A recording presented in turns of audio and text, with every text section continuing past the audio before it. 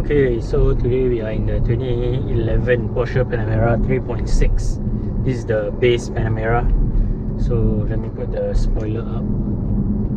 Okay, turn off auto start stop, put the car into sports mode, and yeah.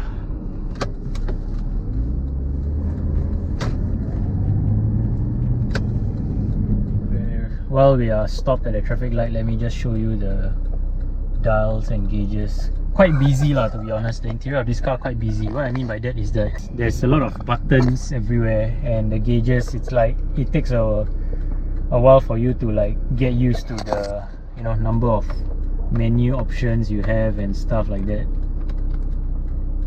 Yeah, quite busy. Yeah, here's your center display, your buttons here, look at that. Having all these empty buttons here, empty slots, shows you that you don't have all the options available on the car. Yeah, that's why so many empty slots here. Yeah, after all, it is a base Panamera, so yeah. So how does the Panamera feel to drive? I've been driving this car for the past 45 minutes actually. I just started recording now. It feels, for such a big car, right, it actually feels very agile. Steering is very sharp. You see this? Very little body roll. The car just feels very sturdy and agile. Goes around corners really well. You know, even though it's not a small car. Oh look, BMW i8. I have a bigger engine than that car, by the way. Yeah, so for such a big car, yeah, it handles very well. I think the only downside probably is that the engine isn't as... I mean, this is an like what, 9-year-old car, almost 10.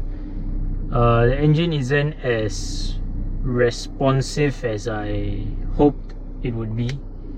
What I mean is that when you floor it, right, there's like a bit of lag first before it starts to really pick up.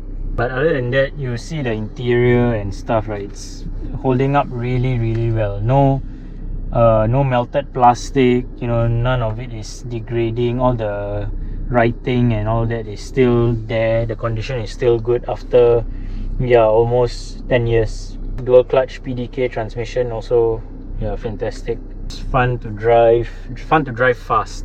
Okay, the rear seats, look at that. There's two seats for adults comfortably, but there's this big center divider here. So yeah, other than that, yeah, it's a really fun family car to drive. Handles better than a 5 Series. I don't know why I'm even comparing it to a 5 Series, but yeah, handles better than a 5 Series, handles better than an E-Class, obviously, better than an A6.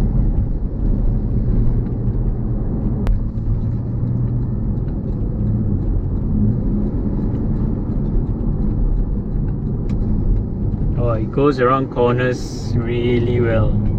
For such a big car, I really like how it handles in the corners.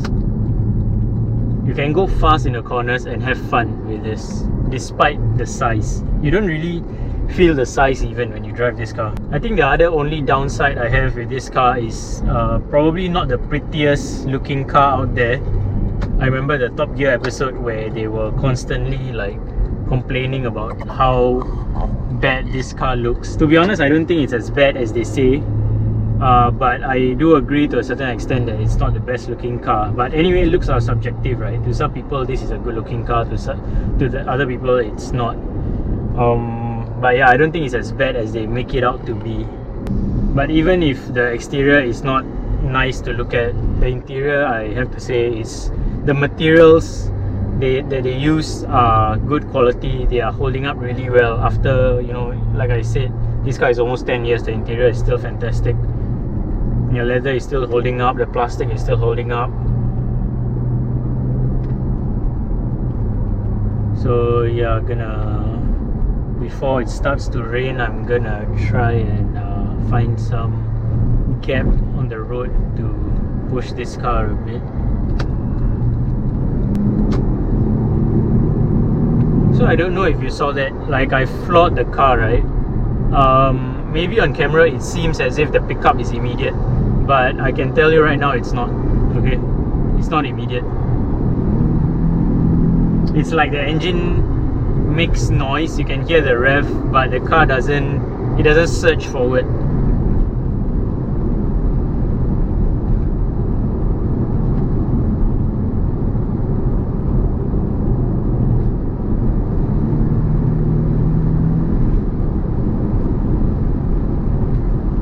So yeah guys, that's about it for this review, this POV drive.